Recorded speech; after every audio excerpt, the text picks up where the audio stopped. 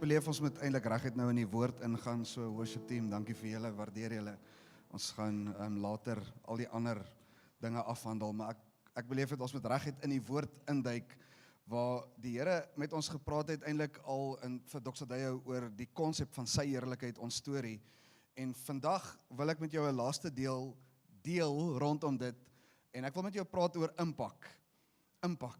Die storie van sy heerlikheid in jou en my lewe het altyd impak. Die storie van sy heerlikheid en dit wat ek en jy mee besig is, daar is 'n uitkoms waarmee die Here besig is. Daar's 'n indruk wat hy wil doen deur jou en my lewe, en daar's beginsels wat met dit saamgaan.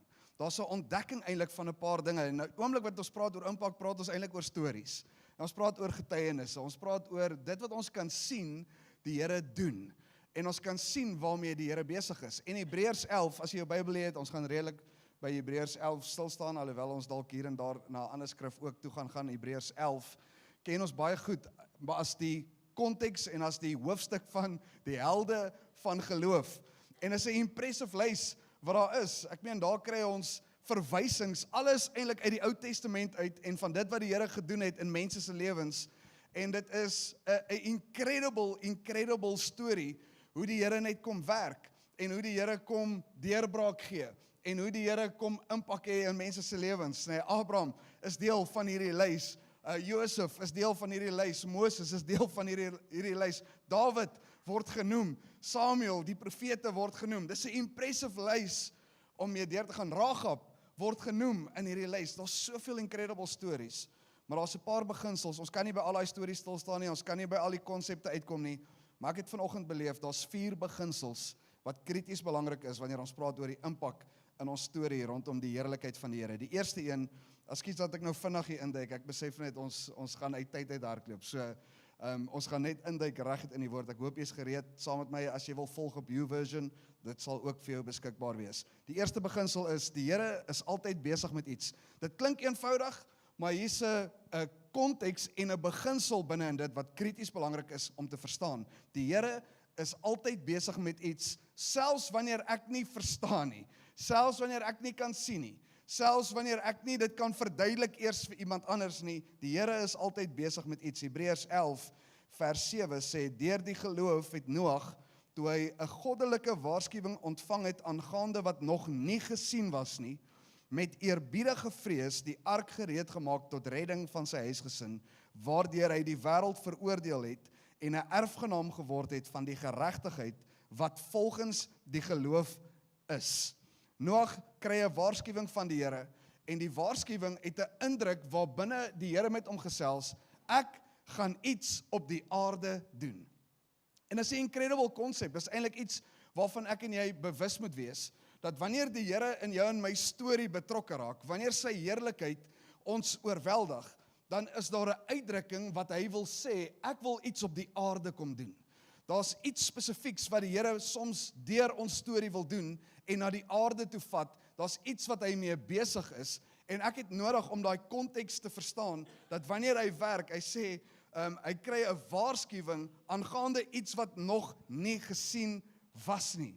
En dit is 'n incredible konteks wat hy hier probeer gee wanneer hy praat oor hierdie prentjie van ek wil jou bewus maak van iets, maar jy het geen begrip daarvoor nie, en jy het geen verwysing daarvan nie, en jy het geen manier om te verstaan eintlik wat ek nou met jou oor gesels nie, maar hier's 'n konteks en 'n prentjie van 'n verandering, waarbinne jy gestretch gaan word in jou verstaan van hoe dinge werk, waarbinne jy 'n nuwe begrip moet kry, waar jy 'n nuwe prentjie moet ontvang, waarbinne jy eintlik 'n verstandigheid moet hê rondom hierdie woord is groter as wat ek nou kan besef.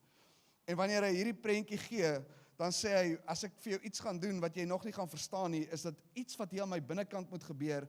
Die oomblik wanneer ek verstaan, die heerlikheid van die Here is groter as net dit wat in die realiteite van my lewe is, begin ek in 'n spasie inbeweeg waar ek toelaat dat hy my denke kom verander, waar ek toelaat dat hy my hart kom verander, waar ek toelaat dat hy prosesse in my lewe kom verander. Ek bid vir sulke gesprekke met die Here, waarbinne daar tyd is wat jy saam met hom sit en hy sê vir jou, ek gaan iets doen wat ek nog nooit voorheen gedoen het nie.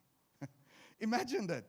Imagine daai prentjie waarbinne jy moet staan en sê, hoe die Here met jou begin gesels en sê, dit wat nou gaan gebeur, in hierdie volgende seisoen, of in hierdie volgende paar dae, of in hierdie volgende rukkie, gaan iets wees wat jy nog nooit voorheen gesien het nie.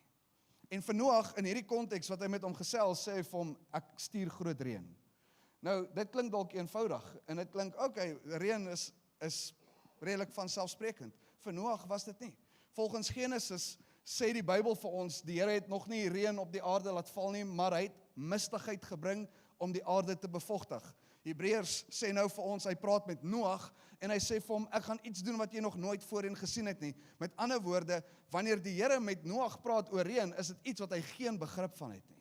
Hy het nog nooit reën gesien nie. Hy verstaan nie hoe hierdie ding werk nie. Die Here gee vir hom 'n konteks en 'n proses en sê, wees attent op die volgende, ek doen iets wat jy nog nooit voorheen gesien het nie, ek gaan reën stuur. Okay, Here, wat is dit?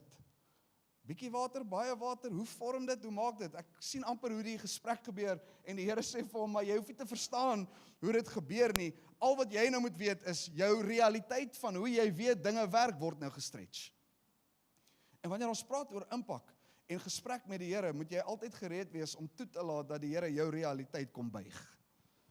Altyd kom toelaat dat die Here dit wat jy verstaan en hoe jy dink dinge veronderstel is om te werk en hoe jy dink dinge veronderstel is om uit te speel, hy moet dit kom buig en kom verander. As God 'n belofte maak, soos in Jesaja 43 vers 19, hy sê, kyk, ek gaan iets nuuts maak, nou sal dit uitsprei. Sal julle dit nie merk nie? Ja, ek maak 'n pad in die woestyn en riviere in die wildernis. Die oomblik wanneer hy hierdie konteks gee, dan sê hy vir hulle, ek gaan iets nuuts maak. En hoor die vraag wat hy vra, sal julle dit nie merk nie? Sal julle dit nie kan sien nie? Sal julle dit nie kan verstaan nie? Hoekom sal hy 'n vraag vra as hy praat oor paaie en riviere wat ons klaar voor begrippe het? Hoekom sal hy vir hulle vra, gaan julle dit nie kan sien nie? Want wanneer hy te doen het met hierdie nuut maak waarmee hy besig is, dan sê hy, moenie met vooropgestelde idees kom van hoe dit werk nie. Moenie kom en op 'n plek staan waar die Here sê, kyk, ek maak iets nuuts. Ek maak vir jou 'n pad in die woestyn. Dink, o ja, ek weet hoe lyk 'n pad. Ek weet hoe moet dit funksioneer en begin bou aan jou eie pad. En begin werk aan jou eie pad en begin die rigting gee vir jou eie pad, want dis wat ek en jy doen. O, yes, Here, ek ken hierdie begrip. Ek het dit al gehoor. O ja, Here, ek verstaan hierdie dinge. Pad in die woestyn, dis maklik. Kom ons kry net al die goed. En hoe die Here kom en sê, dit gaan nie oor iets wat jy 'n verwysing van het nie. Ek kom iets nuuts doen. As hy praat oor riviere in die wildernis, dan sê hy, moenie net 'n begrip hê van hoe jy verstaan hoe 'n rivier funksioneer in die wildernis nie. Laat toe dat ek jou realiteit kom buig. Laat toe dat ek vir jou iets nuuts kom leer. Laat toe dat ek vir jou wys hoe vorm ek dinge. Die Here is altyd besig met iets. Die vraag is ek en jy gereed om te luister met 'n oor wat nie noodwendig gaan verstaan nie? Dis nie eenvoudig nie, is dit? Wanneer ek met jou praat, en dis soos vir my in die wiskundeklas toe ek op skool was. Ja, juffrou verduidelik alles, maar nie alles gaan sit hier aan my binnekant nie. Nie alles is skielik net verstandig nie. Ek loop daar uit en ek het al die konteks gekry. Ek het al die woorde gekry, ek het alles gehoor wat ek moes gehoor het, maar ek verstaan nie noodwendig alles nie. En dit is asof die Here sê, daar's sekere begrippe, jy dink jy het dit gehoor. Jy dink jy verstaan dit. Jy dink dit het ingesak. Jy dink dit het jou wese kom verander. Jy dink dit het kom nuut maak. Maar daar's 'n begrip waarbinne ek en jy nodig het om te ontdek hoe die Here nie net werk op 'n plek van ek dink ek het nie, maar waar hy kom buig en kom nuut maak en kom verander dit wat my vorige verwysing was. Die tweede beginsel is eerbiedige vrees. Ek love hoe Noag reageer in Hebreërs. Hy sê, en wanneer die Here sê ek gaan iets nuuts doen, dan begin hy die ark bou met eerbiedige vrees. En is 'n belangrike beginsel wat ek geleer het in my eie lewe, wanneer ons te doen het met die impak van die heerlikheid van die Here in ons stories, het dit nie net te doen met 'n stukkie gehoorsaamheid nie. Dis die eerste tree. Dis verseker wat ons moet doen, maar dit het nie net te doen met 'n stukkie gehoorsaamheid nie. Dit het te doen met eerbiedige vrees. Dit het te doen met wanneer ek die woord van die Here kry en ek gehoorsaam raak aan dit, dan besef ek waarvan af hierdie beginsel kom. Ek besef dat wanneer ek te doen het met hierdie woord, is dit groter as net my realiteit en dit wat ek kan verstaan. En die enigste manier hoe ek kan reageer, is eerbiedige vrees. Die enigste manier hoe ek kan werk met hierdie begrip, is om toe te laat dat hierdie woord eintlik my kom lei en kom stuur en kom bemagtig. Daai woord eerbiedige vrees, een van sy definisies en verduidelikings sê, to be moved by fear. Dit klink baie negatief, doen dit nie, to be moved by fear. Want wanneer ek beweeg word deur vrees, dan is dit vlug, meeste van die tyd, nee. Jy kom nie hier nie. Nee, daai oomblik, ons ken dit.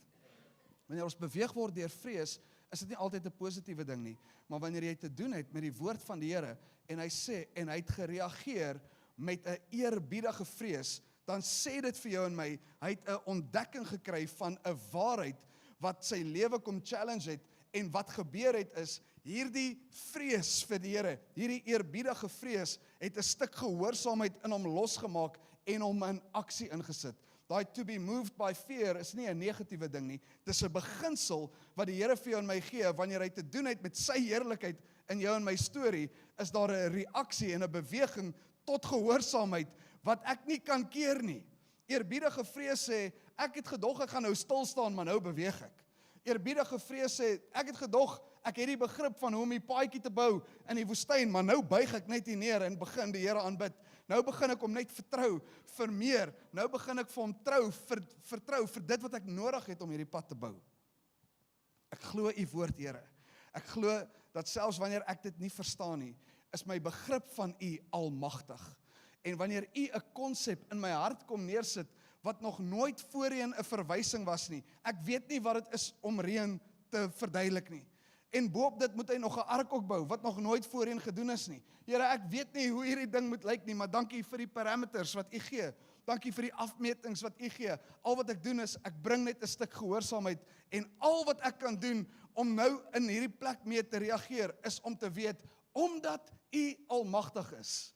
Al verstaan ek dit nie, en al is dit teenstrydig met die realiteite wat ek al voorheen gehad het, weet ek, u kan dit doen, want u is almagtig.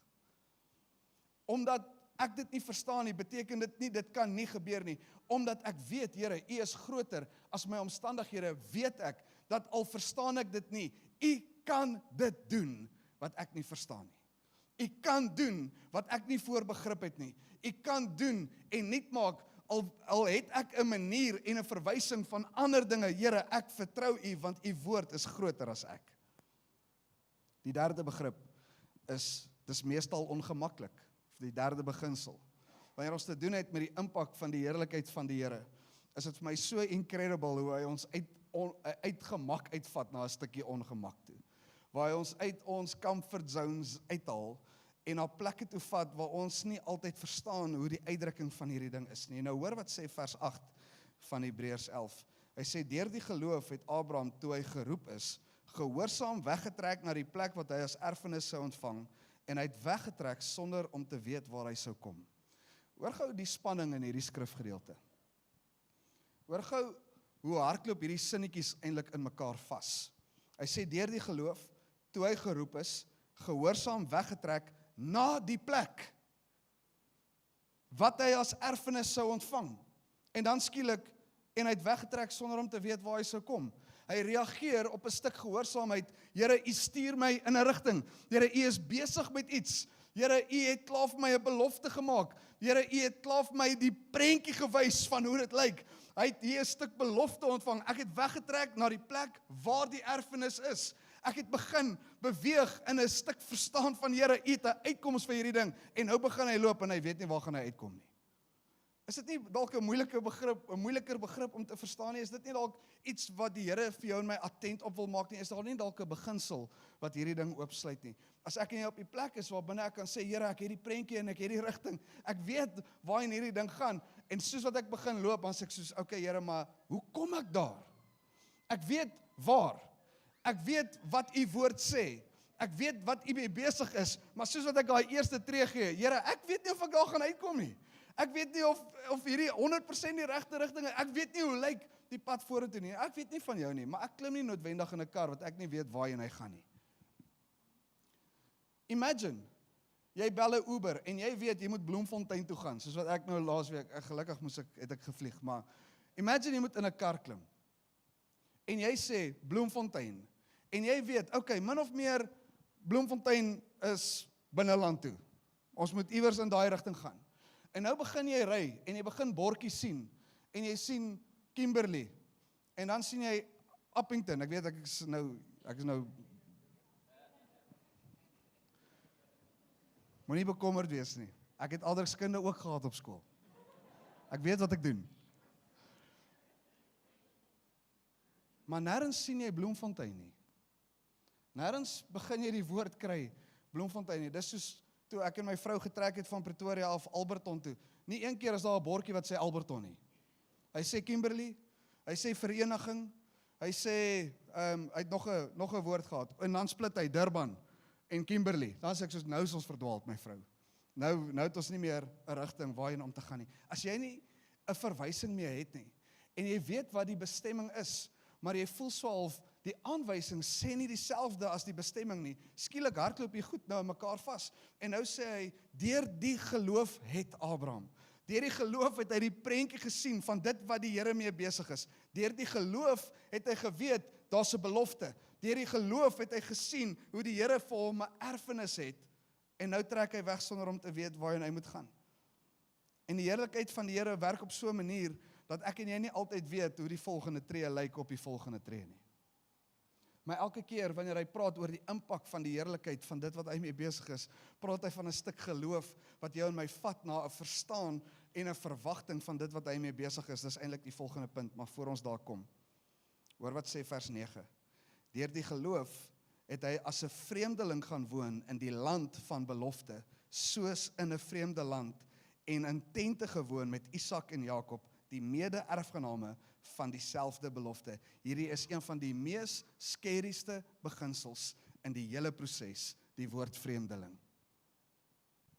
Hy kry 'n woord, hy kry 'n belofte, hy kry 'n erfenis, hy kry 'n rigting, en hy is in geloof besig om elke tree na die volgende tree te gee, al weet hy nie waar hy gaan uitkom nie, is hy besig om toe te laat dat die Here hom lei, is hy besig om toe te laat dat die Here se woord hom vorm, en dan skielik hierdie woorde, deur die geloof het hy as vreemdeling gaan woon in die land van belofte.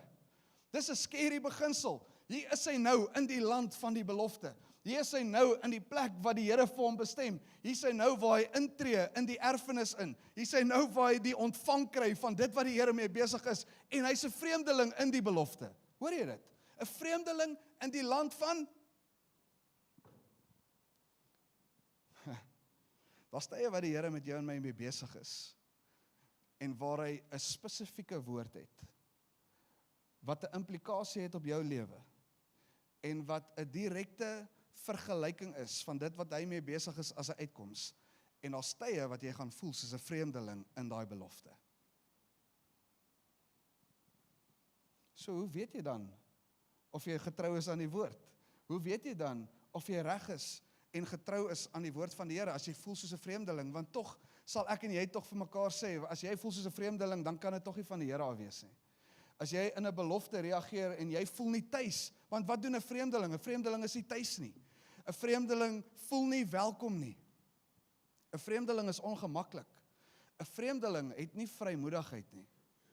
En is asof hierdie skrif vir jou en my sê, hier's 'n belofte en 'n erfenis wat nou besig is om in plek te kom en wat nou besig is om gestalte te vind, maar hierdie belofte en erfenis waarbinne jy nou is net tydelik. Jy bly nog in 'n tent. Hierdie belofte en hierdie erfenis wat jy nou mee besig is, dis nog net 'n vreemdeling. Jy's nog net 'n vreemdeling in hierdie erfenis, daar's nog iets groters wat moet kom. Daar's nog 'n beginsel wat moet kom na hierdie ongemak. Daar's nog 'n beginsel wat moet kom na hierdie vreemde ding. Imagine net gou, hoe is dit wanneer jy op hierdie pad loop en jy sê, Here, ek het die belofte en ek het die woord, en soos wat ek loop, Here, ek weet nie waar ek uitkom nie. Ek weet nie waar ek gaan wees nie. Ek weet nie of ek nog in die regte koers is nie. Skielik kom jy by die plek en by die bestemming wat die Here vir jou het, en soos wat jy daar aankom, is jou verwagting, ek moet sekerlik tuis wees hier in hierdie belofte, en nou voel ek soos 'n vreemdeling, en ek slaan tente op, en ek is bereid om daar te vertoef in 'n tydelikheid, en is asof die Here in 'n belofte jou en my attent wil maak, ek is in hierdie wêreld, maar nie van hierdie wêreld nie. Ek is deel van goed wat hier gebeur, maar my afhanklikheid van wat u woord sê, gaan nie oor dit wat as rykdom verklaar word deur die wêreld nie. Dit gaan nie oor wat as sukses verklaar word van die wêreld af nie. Dit gaan nie oor, lyk dit volgens dit wat ek kan bestem, oor 'n belofte moet lyk nie. Dit gaan oor, sal ek getrou wees om selfs as 'n vreemdeling in 'n tent te bly in die belofte, al verstaan ek dit nie. Eina. Dis 'n goeie tyd om eina te sê. Jy wil nie eintlik amen sê op daai een nie. Maar hier is die laaste beginsel. Daar's altyd 'n verwagting. Daar's altyd 'n verwagting. Hoor vers 10 oor hoekom Abraham bereid was om in 'n tent te bly, want hy het die stad verwag wat fondamente het, waarvan God die boumeester en die oprigter is. Hoor wat gebeur skielik in Abraham se hart. Hy sê, ek het getrou gewees in die belofte. Ek het gegaan, Here, waar u gesê het. Ek het nie geweet waar ek uitkom nie, maar hier is ek. En soos wat ek hier aangekom het, Here, het ek beleef, dis die plek, en het ek gesien hoe u belofte gestalte vind binne in my, en het ek gesien, Here, hoe die erfenis, die prentjie word, wat u met Israel gaan hê, wat nog gaan kom van hier af vorentoe. Want Israel het 'n geskiedenis van hierdie punt af vorentoe, om weer daai erfenis en daai belofte in werking te sien, en te sien hoe die Here uitkomste bring. Maar hier staan hy nou, op 'n plek waar hy sê, Here, ek sien die werking van u hand. Here, ek sien hoe u getrou is aan u woord en aan u beloftes. En hier bou ek nou tente, of slaan ek nou tente op. Maar hier is my verwagting. Ek sien 'n stad wat fondamente het. Ek sien 'n stad wat vas is. Ek sien 'n stad, Here. Wat sê hy vir jou en my daar? Hy sê, ek het 'n geestelike antisipasie van dit wat in die vleeslike gaan gebeur. Ek het 'n geestelike antisipasie. En wanneer ek en jy te doen het met die impak van die Here in ons lewens, is daar 'n plek waar binne ons inbeweeg, en ons weet ons is waar ons veronderstel is om te wees. En ek kyk nie net vas in die tent realiteit nie. Ek begin 'n geestelike antisipasie kry. Here, ek sien 'n stad wat fondamente het. Ek sien 'n stad wat nie tydelik is nie. Ek sien beginsels wat nie verganklik is nie. Ek sien 'n erfenis, Here, wat nie kom uit menslike posisies uit nie, en menslike hulpbronne uit nie. Here, ek sien 'n stad wat fondamente het, waarvan u alleen die boumeester en die oprigter is, waarvan u alleen die argitek en die bouer is. Weet jy wat sê hy wanneer hy dit sê? Hy sê, elke deel van hierdie plan is perfek. U is die boumeester, u is die argitek. Daar's niks fout met dit nie. Ek verstaan dit nie, Here, ek bly nog in 'n tent, maar ek het 'n verwagting van 'n stad met fondamente. As ek en jy in ons lewens leef, wanneer ons kom op 'n plek waar binne ons die Here vertrou vir uitkomste, waar ons die Here vertrou vir impak in ons lewens, beter ek en jy op die plek wees waar ons 'n geestelike antisipasie het. Here, ek staan nou in hierdie plek in my tent, en ek staan elke dag op uit hierdie tent. Here, maar ek sien hoe u besig is om die planne op te trek en die fondamente te lê in die gees vir dit wat u wil doen hier in die vlees. Ek sien, Here, hoe u besig is met dit wat die ewigheidswaarde het. Ek sien, Here, hoe my lewe nie net gebaseer is op dit wat op die aarde uitspeel nie, Here, maar ek het 'n verwagting vir 'n ewige koninkryk.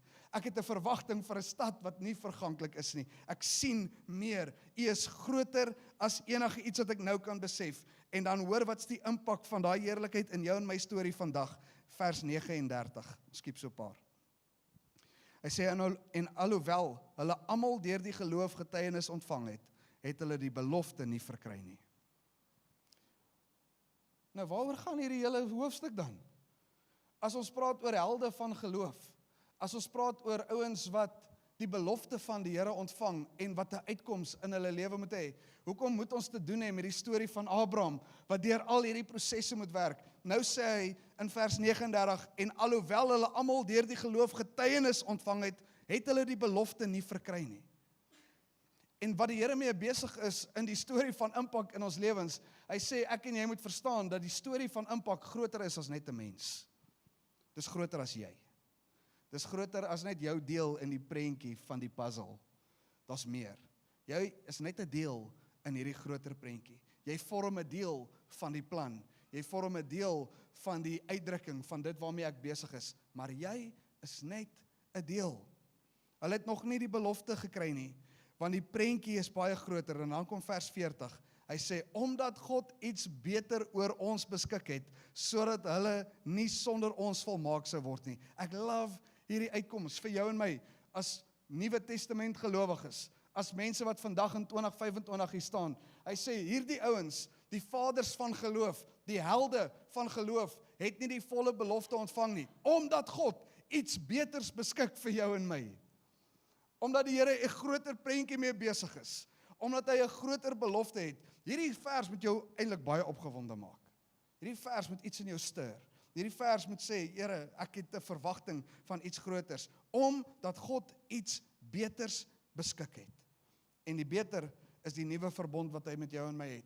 Die feit dat ek en jy op 'n plek kan wees waar ons sy heerlikheid kan sien en beleef.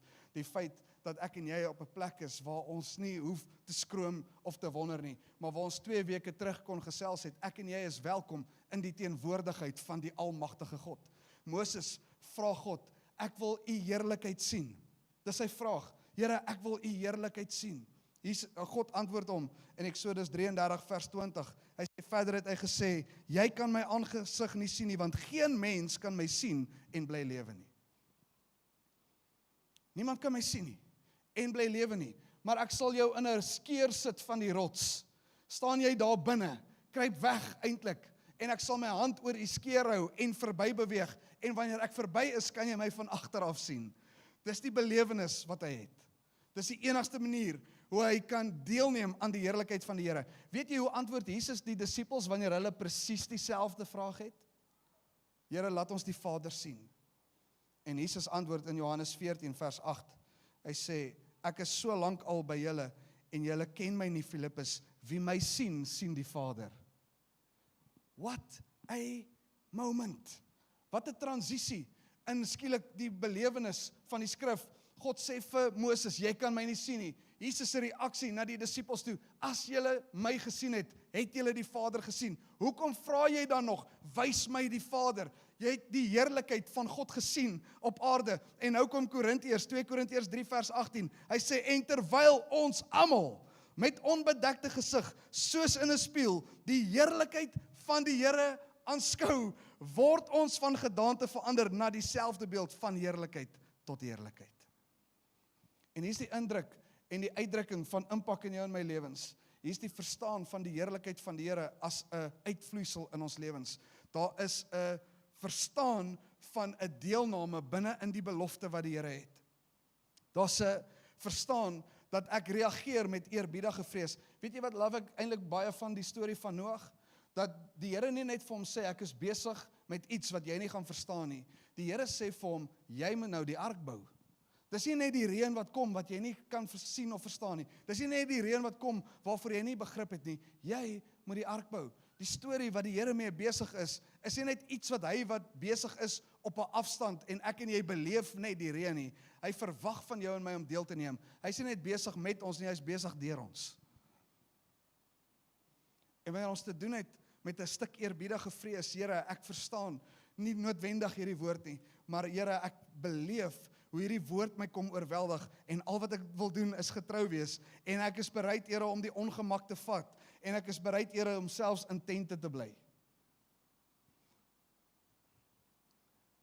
Ek sien die prentjie, Here, maar ek weet nie noodwendig wat die uitkoms is nie. Ek sien die prentjie, Here, maar ek weet nie waar ek gaan uitkom nie. Ek vertrou u woord om my te oorweldig. Ek vertrou u, Here, dat u nie net 'n woord spreek en is 'n vreemde konsep vir my nie, maar ek vertrou u, Here, dat elke woord wat u spreek tot vervulling sal kom, of ek dit verstaan of nie. En of ek die uitdrukking van dit ken of nie. En of ek die regte antisipasie noodwendig het, Here, my gees antisipeer dit wat permanent is. My gees antisipeer dit wat nie kan vergaan nie.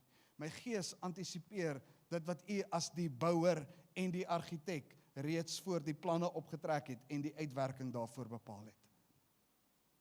Worship team, julle kan my join nie voor. Ons sal nou die ander goed doen, worship team.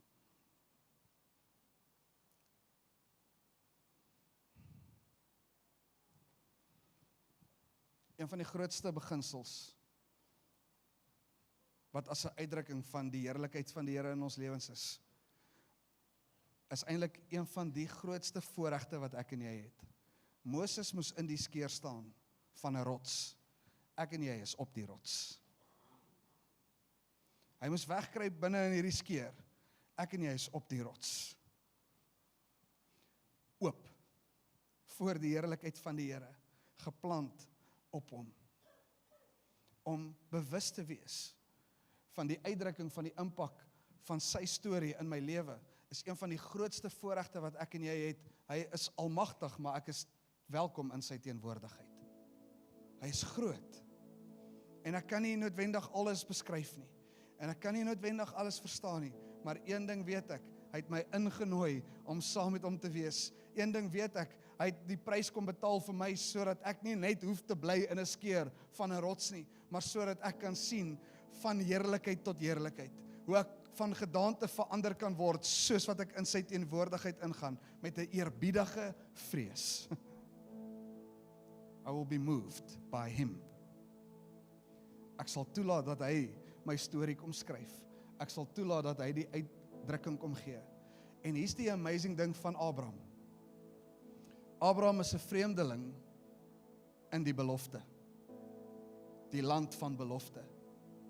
Hy's 'n vreemdeling in die uitdrukking van dit wat net in die werklikheid en in die vleeslike gebeur. Maar hy is ingesluit as 'n erfgenaam van die ewigheid. Hy's ingesluit as 'n erfgenaam van elke belofte van dit wat die Here maak. Hy's ingesluit as 'n erfgenaam, en dan sê hy, wanneer hy praat oor kinders en die uitdrukking van dit, mede-erfgename, en ons verstaan daai begrippe en daai konsepte. Sal jy vandag die ongemak van die tydelike kan vat, omdat jy weet, jy's 'n erfgenaam van alles wat die Here mee besig is.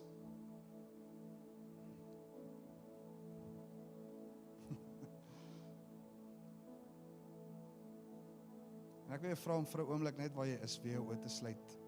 Besef ons het klaar bediening gehad.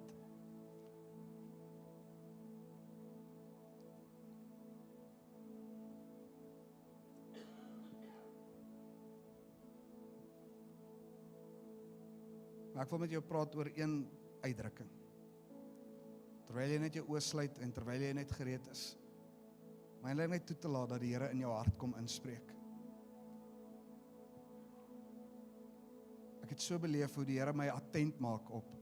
Ons het ontevrede geraak met die tente.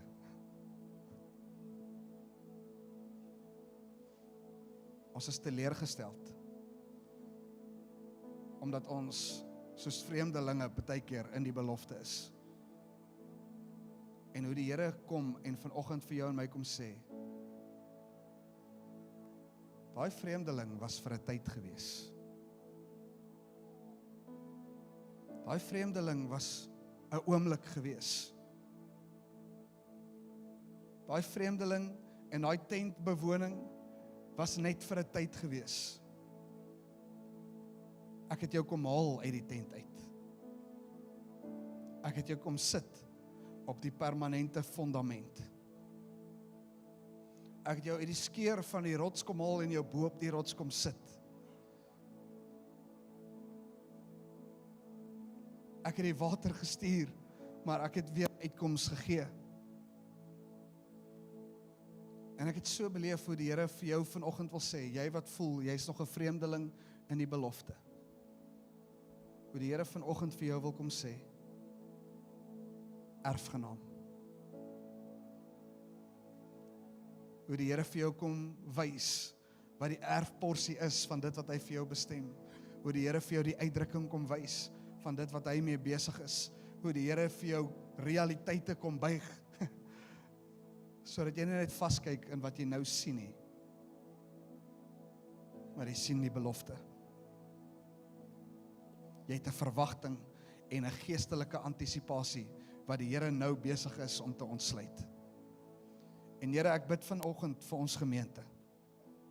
Ek bid vir ons as 'n liggaam.